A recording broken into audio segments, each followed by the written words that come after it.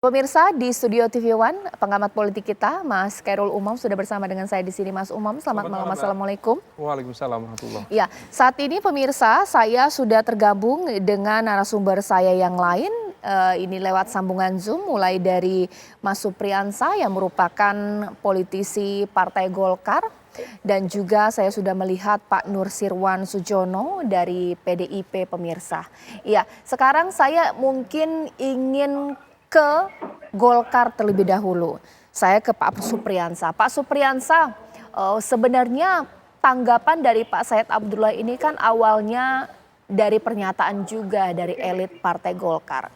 Pak Nurdin Halid, Kang Aceh, ini seakan-akan mengatakan bahwa PDIP kalau mau gabung jangan ngatur-ngatur lah atau jangan minta capres lah. Belum gabung juga begitu. Bagaimana sih Pak Supriyansa? Jadi kalau menurut saya ya Mbak ya, Partai Golkar ini adalah partai yang lama, partai yang melahirkan kader-kader yang luar biasa banyaknya.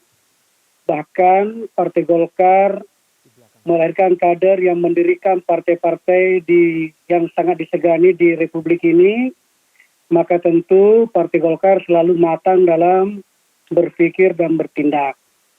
Oleh itu, ini juga selalu ditekankan oleh Pak Ketua Umum, Pak Airlangga, bahwa di dalam mengendalikan sebuah komunikasi ya selalu kita harus saling menghargai satu dengan yang lainnya. Karena partai politik ini ada napasnya ketika partai politik itu diterima di tengah-tengah masyarakat. Ketika sebuah partai tidak diterima di tengah-tengah masyarakat, maka nafasnya akan tersendat. Olehnya itu, pesan beliau selalu mengatakan, mari kita berpolitik santun, santun menghadapi semua yang ada di hadapan kita, apakah itu kawan, apakah itu sedikit berbeda, maka kita diharapkan selalu santun untuk menghadapi semuanya itu. Itulah politik Golkar. Olehnya itu, dengan adanya koalisi yang sudah dibangun dan diinisiasi oleh orang-orang yang tergabung di koalisi besar, tentu tidak lepas juga adalah inisiasi yang dilakukan oleh Pak Ketua Umum, maka kita bisa melihat bahwa Ketua Umum Pak Airlangga selalu memiliki rasa tenggang rasa yang sangat bagus. Selalu memiliki hubungan sesama partai politik lain sangat bagus. Berteman dengan seluruh partai-partai, pemimpin-pemimpin partai yang ada di Republik ini, 10 tangan beliau itu terbuka dengan lebar. Siapapun yang akan memikirkan Republik ini, maka disitulah Pak Airlangga selalu bersama-sama. Karena Pak Airlangga itu selalu memikirkan bahwa kepentingan negara jauh lebih harus diutamakan dibanding dengan kepentingan kita. Jadi selalu beliau mengatakan kita semua ini berbuat untuk kepentingan bangsa, kepentingan masyarakat Indonesia. Itulah yang selalu disampaikan beliau di setiap rapat-rapat internal partai. Maka dengan adanya kelompok atau partai lain yang ingin berkoalisi tentunya dengan Partai Golkar, saya yakin dan percaya bahwa partai politik itu sangat dinamis, cara pendekatannya pun sangat dinamis, maka semua itu bisa dibicarakan, apapun itu. Yang biasa ada kendalanya di lapangan itu ketika terjadi kebuntuan dalam berkomunikasi. Nah, nafas keduanya sebuah partai adalah komunikasi. Nah, saya kira berkomunikasi itu jauh lebih baik ketimbang dengan lebih awal kita menaruh sebuah perasaan underestimate itu. Jadi jangan berpikir lain. Sekarang ini kita berpikir dulu. Kita samakan nadanya. Nadanya seperti apa? Nadanya untuk memikirkan bangsa. Untuk memikirkan rakyat Indonesia. Apa yang menjadi keluhan rakyat? Apa yang menjadi kebutuhan bangsa? Maka inilah yang mau disamakan dalam sebuah garis perjuangan. Kira-kira begitulah gambaran yang selalu disampaikan beliau di setiap beliau rapat internal di Partai Golkar dengan kita. Baik, ditahan dulu Pak Supriyansa, mungkin sekarang saya ke Pak Nursirwan.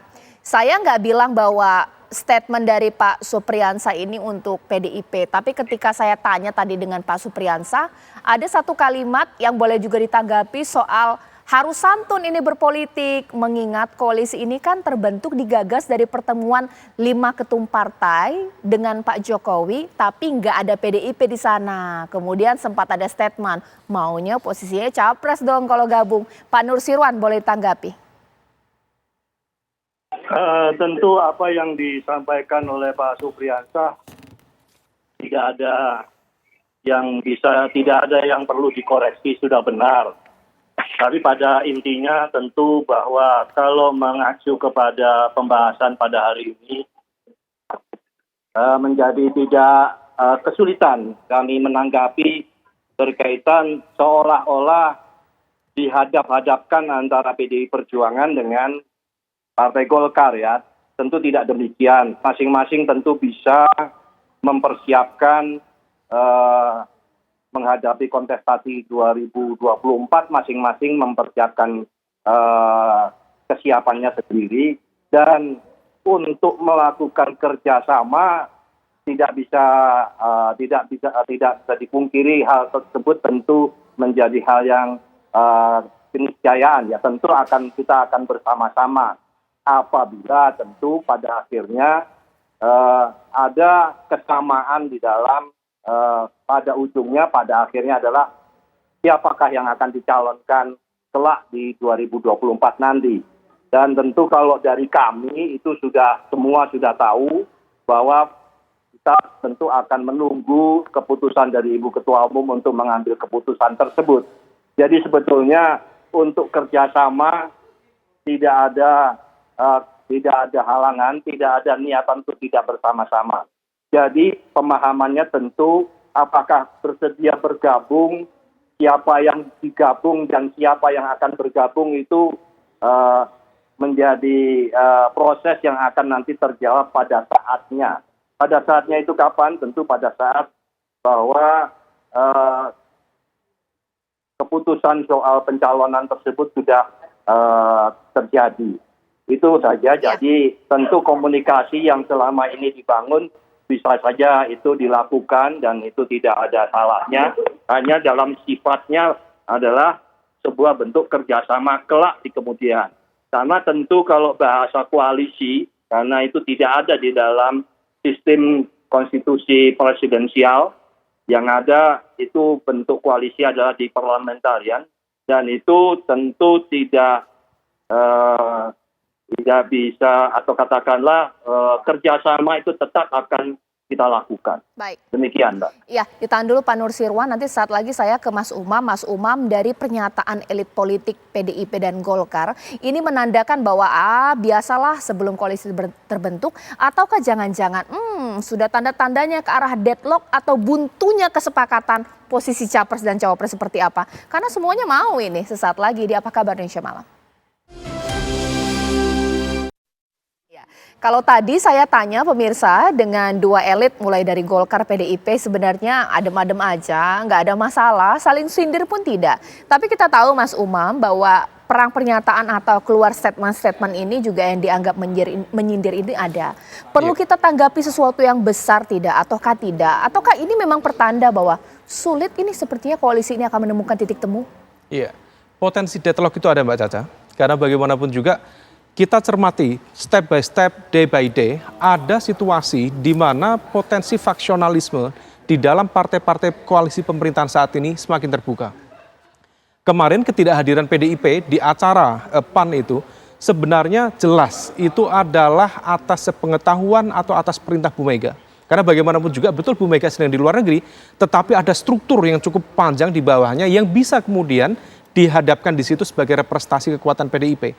Tapi begitu kemudian narasi koalisi besar dimunculkan, jelas PDIP bukan menjadi bagian dari kekuatan itu. Nah, oleh karena itu, mengapa ini kemudian terjadi? Saya menangkap ada semacam kecenderungan, perasaan di kalangan partai-partai pemerintah yang konon kabarnya muncul perasaan bahwa ada kekuatan yang mendominasi lebih besar di dalam konteks pembagian kekuasaan selama ini. Nah, itulah kemudian diwujudkan oleh ide gagasan untuk kemudian membuat satu kekuatan tersendiri, menarik 5 kekuatan partai yang akumulasinya 49,3%, hampir mencapai angka psikologis mayoritas 50%, hampir. Nah, oleh karena itu ketika kemudian PDIP tidak berada di sana, wacana itu tetap dilakukan, mencoba berkomunikasi dan lain sebagainya. Tetapi kalau misal kita mencermati per hari ini, rasanya tidak mudah. Dari koalisi 5 partai sendiri, koalisi besar menghendaki capres berada di tangan mereka. Tetapi sepertinya langkah ini dilakukan untuk apa? Untuk mengepung. Jadi ini adalah strategi pengepungan terhadap PDIP agar PDIP mau menerima dan juga mau menyerahkan golden ticketnya kepada partai-partai yang ini. Nah, ketika kemudian itu sudah diserahkan, PDIP seolah-olah sedang di fait accompli untuk berpuas diri menerima posisi sebagai cawapres.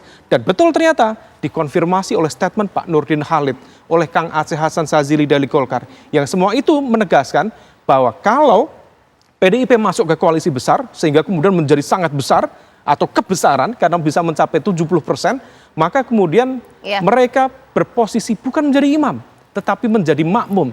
Dipaksa kalau mau, maka Anda berpuas diri menerima posisi cawapres, bukan sebagai posisi capres. Saya minta tanggapannya sekarang ke Pak Nusirwan. Sepakat tidak apa yang dikatakan oleh Mas Umam? Langkah pertemuan 5 ketum partai seakan-akan membuat posisi PDIP saat ini terdesak begitu. Karena secara hitung-hitungan lebih besar dibandingkan jumlah persentase dari PDIP. Mau nggak mau, ya kalau gabung jangan capres. Seperti apa Pak Nusirwan menanggapinya?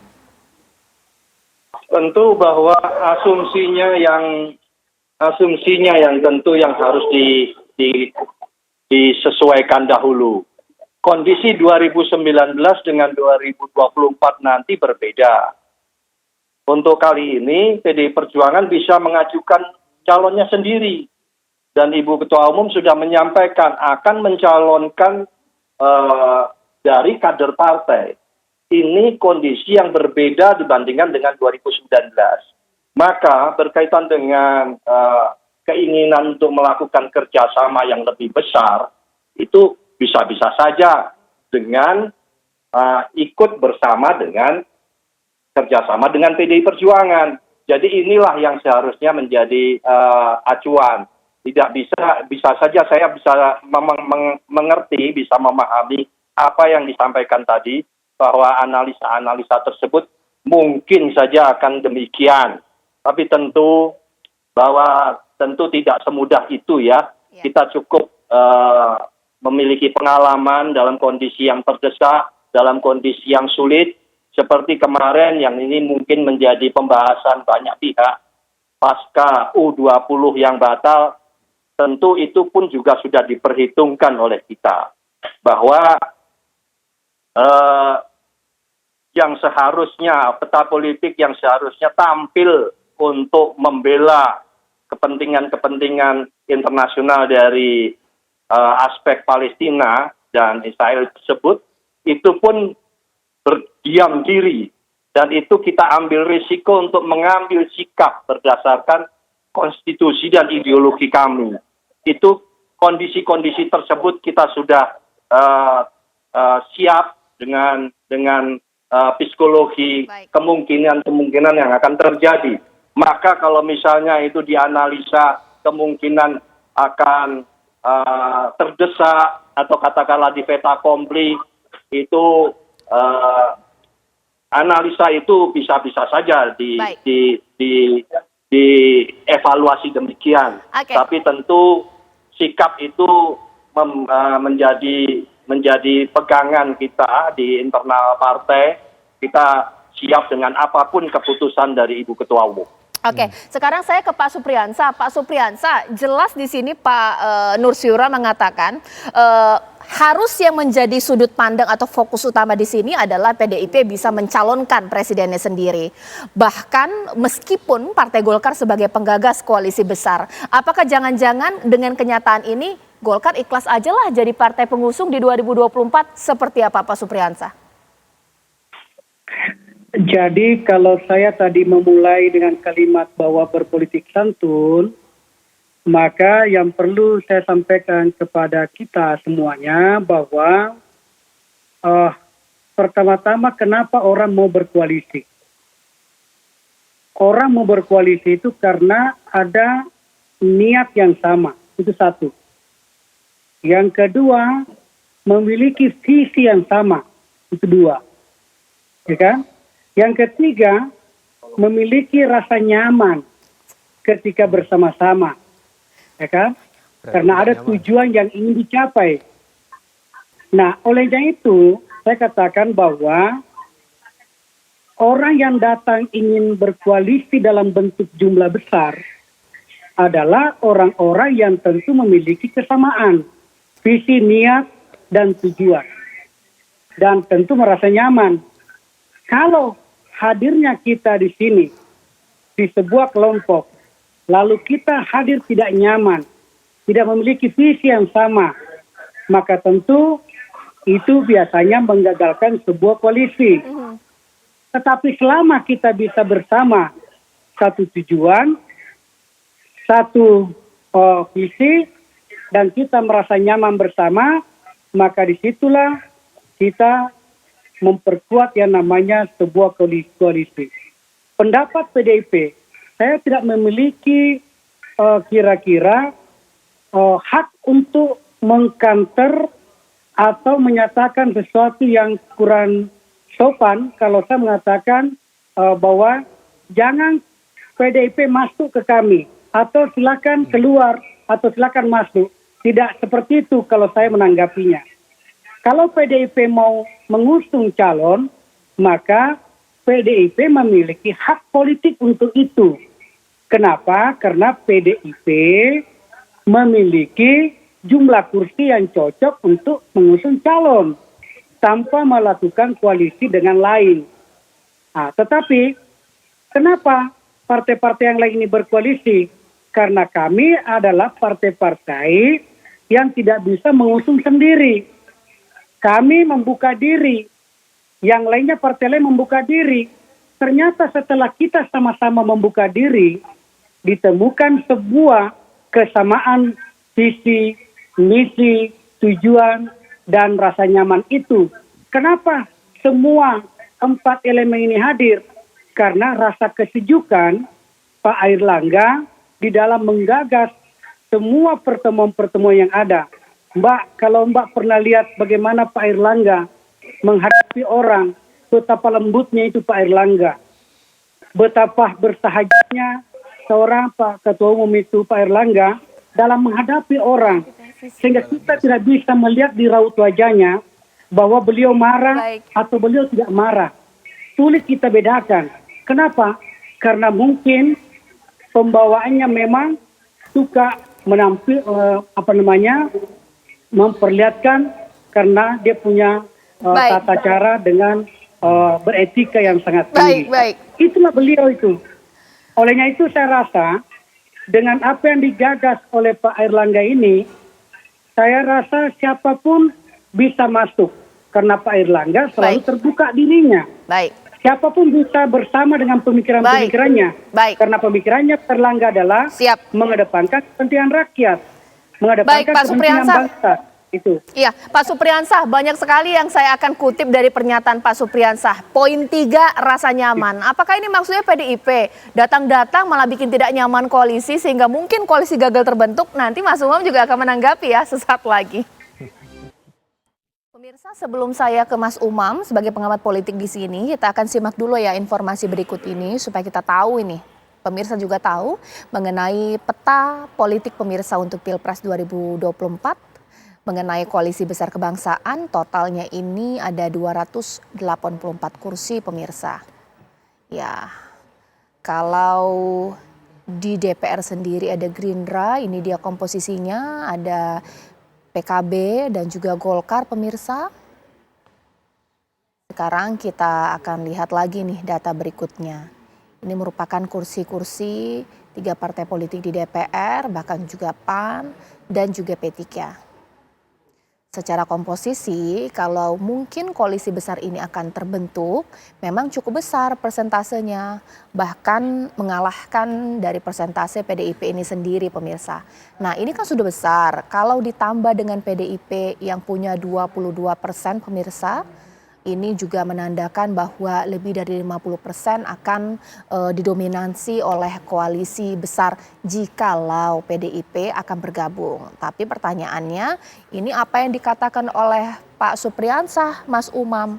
Poin 3 adalah rasa nyaman. Ya. Kalaulah ada partai gabung justru bikin gak nyaman, susah ini kita akan bergabung, bagaimana? Iya, saya pikir tadi yang disampaikan oleh Pak Supriyansah itu adalah sebuah testimoni yang sangat genuine bahwa memang ada something problematik di dalam konteks internal koalisi pemerintahan saat ini. Nah, oleh karena itu, kalau misal kita cermati statement by statement tadi, seolah-olah ada perasaan bahwa kalau misal bisa bersama PDIP, syukur. Kalaupun tidak, 5 partai siap untuk berlaju sendiri. Nah, oleh karena itu, kalau misal kita lihat, maka apa? Ada semacam keengganan dari partai-partai ini untuk kemudian bersama dengan PDIP. Dan keengganan itu dikonfirmasi. Belum ada satupun per hari ini, Mbak Caca, yang kemudian mencoba untuk melakukan komunikasi penjajakan dengan PDIP sendiri. Dan sepertinya PDIP sendiri juga paham, memiliki pride yang tinggi, dan PDIP paham bahwa dia sendiri sedang diincar, sedang dipengaruhi, sedang didikte untuk tadi memberikan golden ticketnya, berpuas diri dengan posisi nomor 2. Nah, oleh karena itu, ini ada semacam tendensi perlawanan secara tidak langsung berhadapan dengan PDIP. Nah, oleh karena itu kalau misal kita cermati, maka besar kemungkinan deadlock akan terjadi. Tetapi ada posisi Pak Jokowi. Pak Jokowi memang tidak bisa kemudian menyatukan secara politik dengan orkestrasi dan sebagainya. Tetapi kalau misal kemudian nanti ada outputnya, dia bisa menjadi deadlock makernya. Nah, tapi satu hal Mbak Caca, terkait dengan konteks soliditas di koalisi besar, kita perlu mencermati sekali lagi. Betul 5 partai, dalam konteks capresnya bisa jadi Pak Prabowo yang kemudian dijadikan. Tetapi dalam konteks penentuan capres, besar kemungkinan ada 3 kekuatan yang saling berbenturan satu sama lain. Pak Erlangga, Munas Golkar mengamanahkan untuk menjadi kandidat capres atau cawapres. Dan tidak mungkin Golkar memberikan tiket secara gratis kepada capres. PKB sama dan juga PAN juga sama. Sekarang saya ke Pak Nusirwan. Pak, ini bagaimana poin 3 dari Pak Supriyansah, rasa nyaman. Apakah jangan-jangan PDIP justru tidak bikin nyaman, koalisi besar akan terbentuk, seperti apa Pak? Seperti tadi yang disampaikan oleh rekan yang mulia tadi, bahwa tentu kenyamanan itu pada ujungnya akhirnya pada tidak hanya hal yang menjadi pokok adalah berkaitan dengan visi dan misi, tapi juga persoalan pencalonan, persoalan siapa yang akan dimajukan. Tentu kerjasama itu membutuhkan proses, dan tentu kita perlu diberi kesempatan untuk melakukan tinjauan-tinjauan di luar kami. Itu sah saja dan tidak perlu dipertanyakan bahwa kalau ada memasuki sebuah atau bersama-sama, itu tentu pada akhirnya adalah tentu kita akan melihat yang membuat nyaman itu apa toh. Kalau hanya berkaitan dengan soal konsep, itu kita bisa bersama-sama. Selama ini pemerintahan pun tidak boleh dilupakan, awalnya juga tidak sejumlah yang sekarang. Pada awalnya itu partai pendukung pemerintahan saat ini jumlahnya tidak sebesar yang bergabung di dalam pemerintahan saat ini. Ini tidak boleh dilupakan. Pada akhirnya kerjasama itu tercipta. Maka membutuhkan proses. Dan tentu bahwa perlu dihargai juga, kita perlu melakukan tinjauan terhadap kondisi di luar partai kita. Bagaimana? Kita juga perlu memberikan catatan bersama-sama.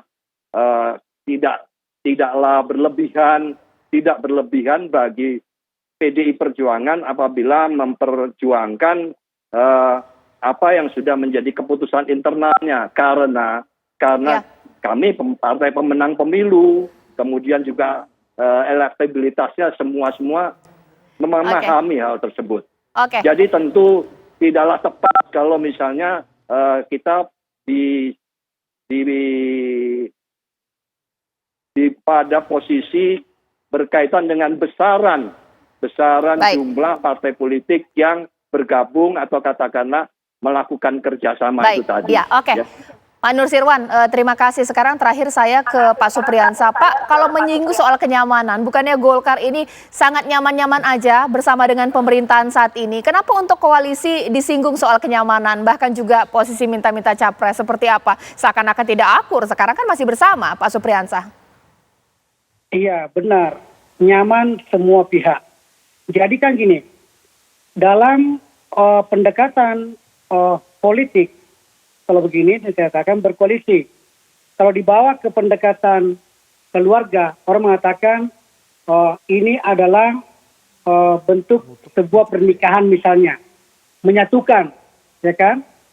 Kalau kita mau menyatukan orang, dua kepala atau lebih yang berbeda, maka tadi saya sudah sampaikan, tentu ada visi misi, ada niat yang sama, ada rasa nyaman di situ. Kalau itu tidak, maka lahirlah sebuah dikatakan terpaksa berkoalisi misalnya. Ada keterpaksaan berkoalisi. Kenapa? Kalau tidak berkoalisi, kita tidak masuk di dalamnya misalnya. Nah, itu dikatakan kawin paksa. Baik, Pak. Nah, biasa terjadi, Mbak. Kalau kawin paksa biasanya itu, maka di situ biasa tidak akur-akur sebuah rumah tangga.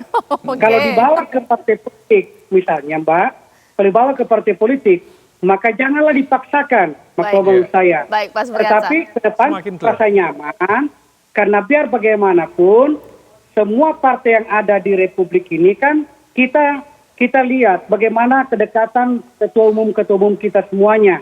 Baik. Bagaimana Baik, Pak pertemuan Supriyansa. dengan Ibu Mega, bagaimana Bu Mega dengan Pak Prabowo, Baik, Pak bagaimana Supriyansa. Iya. dengan yang lainnya. Siap. Siap. Oke. Iya. Saya mau sampaikan ini bahwa rasa nyaman yang saya Baik, Pak maksudkan ini Supriyansa. adalah orang yang berkoalisi dan Betul. orang yang mau masuk. Pak, mohon maaf tentu waktu memiliki saya sudah visi singkat yang sekali ini. Ya, terima kasih Pak Supriyansa terakhir. Jangan Iya. sampai kawin paksa, koalisi terpaksa. Saya pikir yang disampaikan Pak Supriyansa tadi adalah menjadi conclusion yang sangat clear.